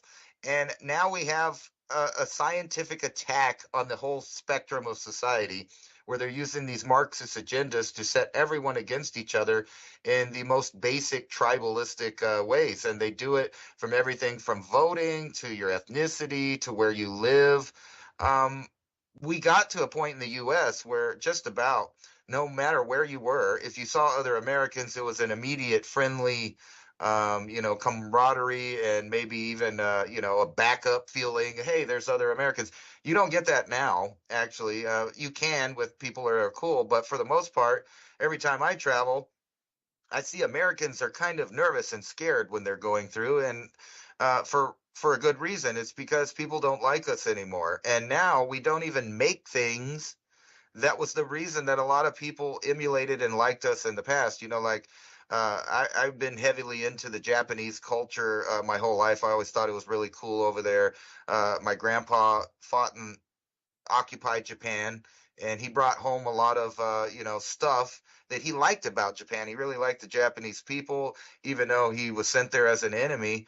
But if you look through their eras, they really liked our stuff more than they liked us per se. So like Nike and Coke and Pepsi and Levi's jeans and the whole dream was sold to them. But you have to be sleeping, as George, what's his name? George Carlin, excuse me, said, it's the dream because you have to be sleeping to believe it. And unfortunately, the majority of the population is under that Hollywood spell, that dream of maintaining some kind of wealth that they're going to get, some kind of popularity, instead of, some down home, wholesome ideas like building a family, growing a source of creation like food and maintaining it, or, working with their hands actually. And as, some people say, idle hands are the devil's work. Well, what are we going to do when everything is controlled by algorithms and most of the jobs are taken by robotics? Most of the mental jobs are done by, software and cyberspace. And a lot of the physical jobs now are no longer needing labor intensive work from humans. They have it automated. And it's even going further, where even the little things like maintenance and other things can now be fulfilled by other robotics. And people laugh and scoff at this idea. But if you're keeping track of it, you'll see how fast it's emerging, faster than anything. It's faster than the the industrial revolution. There are so many revolutions going on throughout time, which is another point. It's a constant state of revolution because it's a constant state of reset. But this is the big one, I think. And I'm marking 10 years. I'm going to say 2035, if you're still alive, you will not recognize civilization at all. Well, that's a deep statement. I need one of those robots out on my farm. Can I borrow somebody's AI super robot? Because I need him to do a fair bit of heavy lifting and digging and pulling weeds and planting, and we need to dig a pond out for some ducks and stuff. So if I could borrow somebody's robot that could help me do all that task while I sleep or rest or something, that'd be cool. Just call John Deere. They already have them available. What do you need? Fruit shaked out of the trees, ditches dug. I mean, they do the whole thing now. They don't even have to be there. They even have remote ones where some guy in an office can sit there and drive a joystick to do it. So if a guy remotely can do it with the joystick, isn't it safer to have the algorithm AI that doesn't sleep or get distracted do the work? Only on Sundays with no overtime. I mean, sheesh. They try to sell you that that's the kind of robot you need. It'll definitely work for you. Look, you can have somebody working 24 hours, 7 days a week. But I look at it saying, most of our farm equipment's broken 3, 4, 5, 10, 20 times already. So it would be the same exact thing, but instead of having auto repairs, you'd have robot built repairs.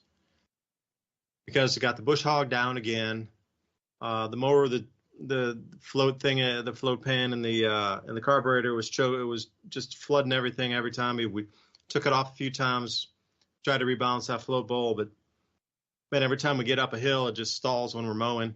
Like every time, with as many problems as we've had with our machinery that really gets used, like bouncing around heavy field machinery, I can't imagine a robot that's very technical and very, fragile with so many different moving parts and XYZ axis, ball joints everywhere across the frame of the thing.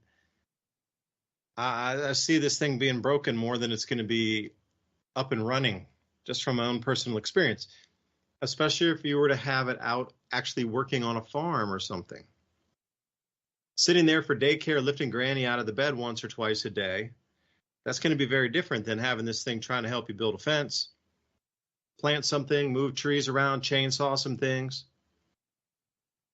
It's going to be a very different experience having a field working robot, like a literal, what you consider humanoid robot stepping out of some of these DARPA projects or Boston Dynamics, one of those kind of super robots. The iRobot is probably the closest example I can get to. Like a functional iRobot working on your farm or working somewhere. Those things are going to have to be so hardened that I really don't think they're up to the task of. They would be good for a while. So, you know, they always try to scare you that, oh, these robots are going to be the robot army. They're going to run around. They're going to run all up and down, and they're going to take over humanity, and they're going to be in every nook and cranny, and they can chase you up down vertical cliffs and everything. Yeah, for a minute. But I'm going to say they're going to be more broken than not. And if you were able to make one of those things and trip and fall off a cliff, I guarantee something's going to be dented enough that the appendages won't work right. It's going to be out of kilter on the XYZ axis. The thing probably will disconnect somewhere. There's going to be some rupture of computing power, and the fragile body, unless it's titanium, but those things would be so expensive using hardened carbon steel, titanium, or, you know, carbon fiber types of things for it. But the impact pressure of even one of those robots falling off a cliff, think about what our bodies endure of like joints getting separated and broken bones. Well, that's the whole thing too, is they're going to have dissociation of, you know, metals and joints also. Those things are, if I can relate it to my farm equipment, you know, they might be good for a minute, but they are absolutely going to be breaking down left, right, and center. So then where is it that you know, how many times have you had to repair your car? Has there been a recall on the car? Of course. How many times do people buy new cars all fancy, leather smelling, and then you got to get it recalled and go fix another, you know, 2 months later because something's wrong with the brake, something's wrong with the gas pedal, something's wrong with the ignition, something's always wrong in these new automobiles. So imagine if that's the newest one coming off the robotic line, for a better term. Like, how many robot recalls will there be? And at that point, you know, can somebody hijack the system and finally put something nefarious into their coding? Like we've seen every single movie that's always about robots. Somehow somebody's able to hack the system and make a malevolent robot where they start to do bad things. So I was going somewhere with the thought, but I kind of lost it, and with the robotics. But I don't know, man. I'm going to I'm into some numbers. I'm into 333s, 3, 6, and 9 vibration frequencies. So Earth is 4.5 billion years old. I know. Bear with me. Some say it's older, 13 billion. I know. But we'll use 5 billion and I'll make everybody happy. We'll cut it down in the middle. Humanity's been producing carbon dioxide for 200 years. We've gone through ice ages, dinosaur extinctions, and somehow they believe that 99.99999% of all the Earth's physical climate changes occurred when humans were not on the planet. And I do want to come back with, you know, where you were asking, like, what are they going to do with the people? So this is kind of you have robots some places, but India Power, they've increased and added 2,120 megawatts alone last year, coal burning. So some people are going to have more power. Some people are going to be in the chosen lands where this shift of economy is going to go to. You might call them BRICS nations. You might call them developing economies. But there's going to be a golden age in some of these countries where population will not decline as much. There's going to be areas where the economy is absolutely going to soar while we're having a Great Depression in some other countries. Like the firewalling off of nation states and the economies and not allowing that global spillover into certain areas of the globe is going to be absolutely why some of these walls are being built. The entire planet is not going to go into a global depression where nobody is prosperous and there's no economic activity anywhere, because if it went to that, even the globalists would lose. This is a reset. It's not total destruction. They're going to move the wealth from one area of the planet to another. So if you can guess with your crystal ball where you think a stable spot will be on the planet as we go through this transition. I mean, I might look for countries that started with a B or an R or an I or a C or an S, except the S is too crime-ridden right now, so maybe not. BRIC. Those are going to be the main points where not so much damage is going to go on. They are going to be the victors that rewrite the map. And I think they ultimately be the ones to decide what happens to everybody else on the planet. Whether that be cull, whether that be enslavement, whether that them, us becoming their robots and you know, worker class to, I don't know. Nothing's going to go to zero, I assure you of that. And if you look at the, what was that, the Deagle projects, there were quite a few nations that stayed stable with the population and actually increased their economies, where almost every single, unanimously, 100% of the Western nations declined 90% on the economies and 80% on the population. Predominantly Western nations, or you consider like France and England and Germany and the United States and New Zealand and Canada and Australia, these kind of places were absolutely horrific. When you looked at just single numbers, like, dude, how do you lose 70% of a population? But then you swing over into the BRICS nations, and all their economies were growing. And this is on the Deagle forecast from the 2025 forecast. Now, I haven't seen anything else after 2025. So if anybody else knows if there's a 2027 forecast or a 2030 forecast or 28 forecast, please let me know. I'd love to dive into it. But as far as I'm reading this, the breakup is going to be of these, what is now posh Western nations, resources extracted, and the flourishing economies will be other places outside that, and the world will restart again.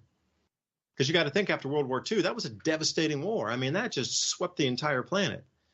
But if you look in hindsight, I mean, there were many nations that were not even, look at all of South America, hardly anything. Look at the United States, didn't really get attacked except a few balloons here and there from Japan. Canada, unscathed. But you look at Europe, completely flattened. So there's always going to be these yin-yangs of destruction or peace, increasing economies or decreasing economies. The only thing I learned from history, if I can say one thing from history, is nothing ever goes to zero. And outside of a comet striking the planet that drops the temperatures 20 degrees Fahrenheit across the entire planet, nothing is going to go to zero. And there is a possibility to find a golden spot in a golden age on this planet. I got to keep it at a hopeful, you know, because this is what the media wants you to do, to sink down into this despair of quicksand, where you're creating this reality where there's no escape, because they're feeding you this reality that there's no escape.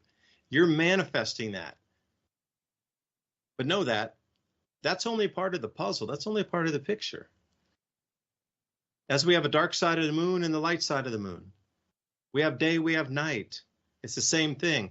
Part of the planet is going to go into a dark age, where the other planet is going to be in a golden age at the exact same time. And I'm wondering here in America, when it breaks up, which those nations, I believe the Southeast U.S. is a great place to be. I don't think Northeast U.S. is going to be great. You won't have enough heat. Infrastructure is going to be very limited and draconian, everything up there. We're down in the Southeast is a little more open. There's ports, you know, it's a little bit warmer, a lot more access to food, a lot more access to energy, like I say, ports. There's a huge amount of natural resources, mining, minerals. There's also cattle husbandry. There's a huge amount of, like, it's almost self-sufficient down here in the Southeast U.S. So anyway, I was rambling there, but I don't know, man. I lost my train of thought. I do that sometimes. Well, as long as it doesn't turn like Appalachia, you know. No, I'm just kidding. They had their rough time. A lot of people forget that there's so much poverty there in an area you would think would be abundant with natural resources. Obviously, that's the only way that they've made it to today. I mean, after different things like coal and iron and different stuff stopped mining so much, those were different phases of the shutdown as well over time. And I think that was on purpose, man. No, that this place has been. Now, if I might, can I dovetail for a second? Yeah. Just as they've kept Africa off of the world market for extraction of wealth, mineral resources through never-ending wars and never-ending despots and never-ending dictators to make that place into chaos so nobody could really efficiently do business there. I am absolutely saying the same thing. This place in Appalachia and all down through the mountains here has been purposely kept poor on purpose for a reason. I don't know, but it's absolutely not organic that everybody has very little money that was living out here before the internet came on purpose. Right. And they had good middle class living through there for a good portion of time. I did want to make a point about the robotics. You bring up a good point. I was watching a video the other day that showed, I don't know who made it, but it worked for like 70 something hours straight. And then it just collapsed. The legs broke and it just fell down like a tired human. It collapsed. And, maybe that is the plan, that they sell all of this junk robotic stuff in a period of time to the Western world with the idea that it's going to fail. I mean, you have to have noticed that the products over the last 30 years have decreased in durability and usefulness. And that may be the same thing. They're going to, cha-ching out some of that wealth by selling a bunch of products that don't last, and replacing systems that already work with systems that don't work using replacement. It may be like the green agenda, where you get ideas like solar panels, in areas that may have golf ball or larger size hail just destroy it in 1 year. Or, the wind turbines that you were talking about earlier that end up just getting, buried in mass graves, toxifying the planet. All of their programs are always backwards and don't work the way they're supposed to. The only problem that I see with that is that those aren't the same people that are running the robotics. And you were talking about cars. How long do they last? Well, I buy Honda, and almost never does it break down. I keep it maintenanced. It almost like I've had Hondas my whole life. I work on them. They're easy. With the small set of metric tools, you can take apart the whole car and put it back together. The parts move, they're adjustable, all of these things. So that's some good engineering, but I wouldn't want something that's post 2016, because they've integrated robotics and AI to the point that the common mechanic can't work on it because they don't know how to program. Some people do, and you'll have those people that'll still work on it.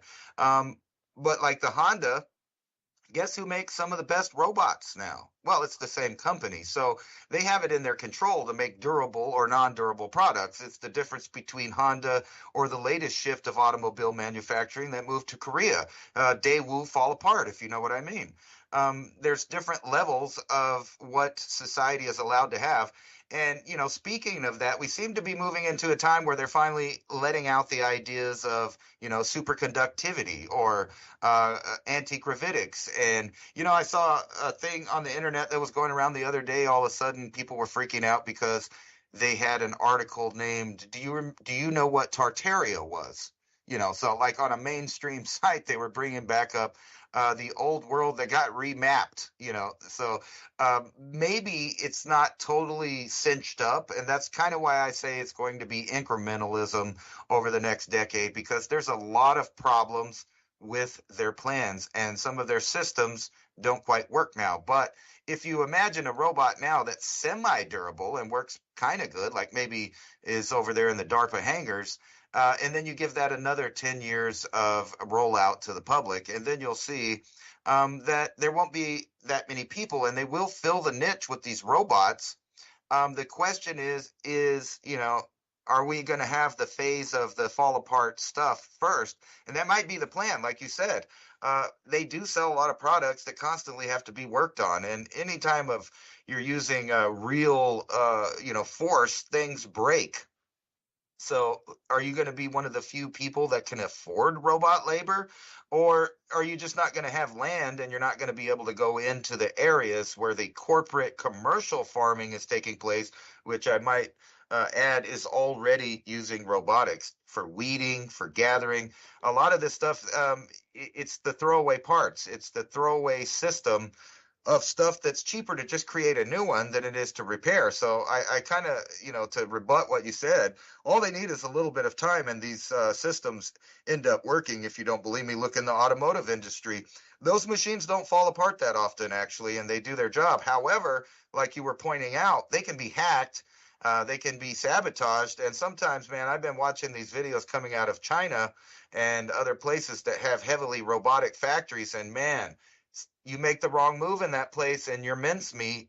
And then I watched one where a guy got caught up in a machine and like 3 other people got caught up in separate machines just trying to get over to help the guy, which means also people don't have a place on a robotic manufacturing floor just for safety reasons.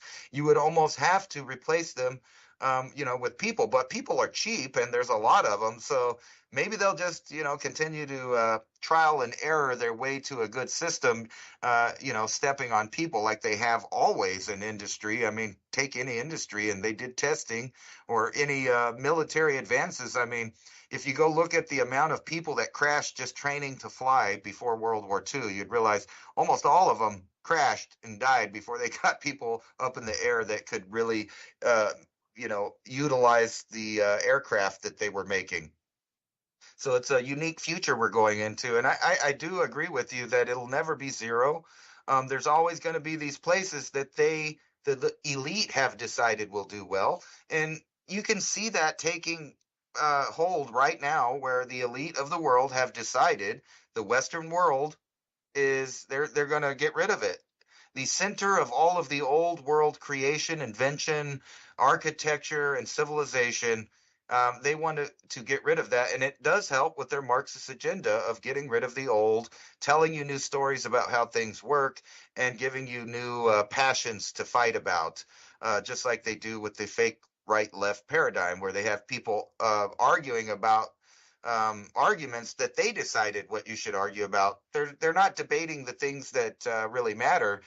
Just for example, like that fluoride argument, they had a lot of good arguments for and against, I guess, but none of them brought up the use of the fluoride as a mind control agent and what it can do to the body as far as negative health effects. It just wasn't there. So they leave major portions out of every debate out so that you could sit there, be distracted, naive about topics, and then incrementally in the background they get their way. And we've seen that as proof over the last 30 years. Like I said, you can just look at some of these programs like Agenda 2030, Agenda 2020, and then mark off all of the goals that they had and how close are they to getting there.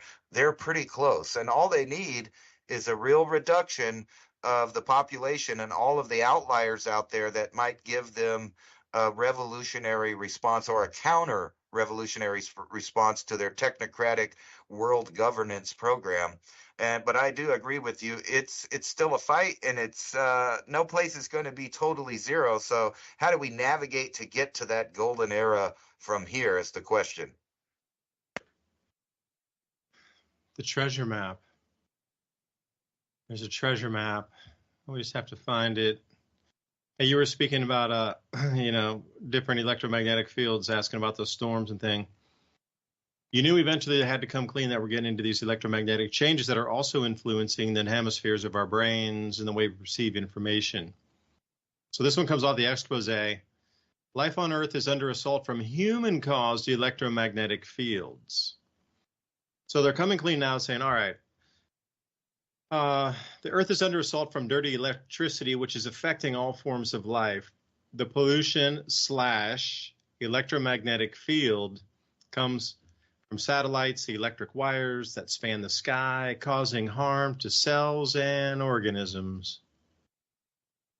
Okay, so what are they coming out? They're saying that we're creating the magnetic field, or now they're starting to trigger on about, hey, there's electromagnetic field changes, and if you start to feel them, and your body feels strange, and you're feeling strange, and you're perceiving reality differently and everything, it's because of a human-caused electromagnetic field. Don't even consider that it's natural that we're coming through and upgrading and changing energies on this planet, man. And that's the reason the reset's occurring, because new vibrational frequency, new frequency field means new means of control need to come in, because the old system doesn't work, because you can see through it so cleanly. Like, can you imagine our world today, like trying to exist under the church's rule in the 1450s? If they were to try to pull that again, everybody would absolutely be like, no, not even a chance, dude. Don't even start.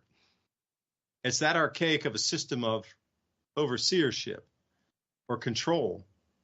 It worked at that period. Yeah, it sure did. It doesn't work now and it never will again. That's the whole thing. These mechanisms of control work for the vibratory field that they're in place and started in during that frequency change. We're coming into another absolute change of frequency field again. So the way that the planet is ruled over or humans are controlled on this planet will need to shift during this time as well. Talking about electromagnetic field changes and density, changes from our sun, electrified fields coming here in October of this year. And now they're starting with these new articles coming out.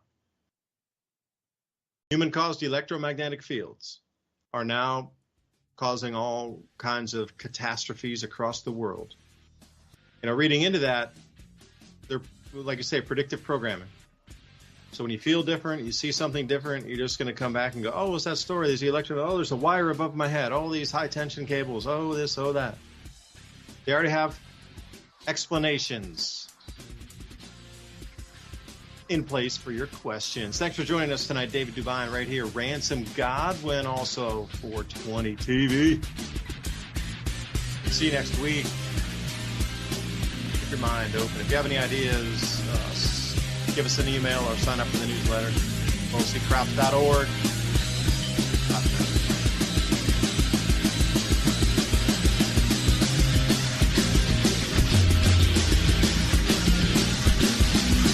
Thank you for listening to Revolution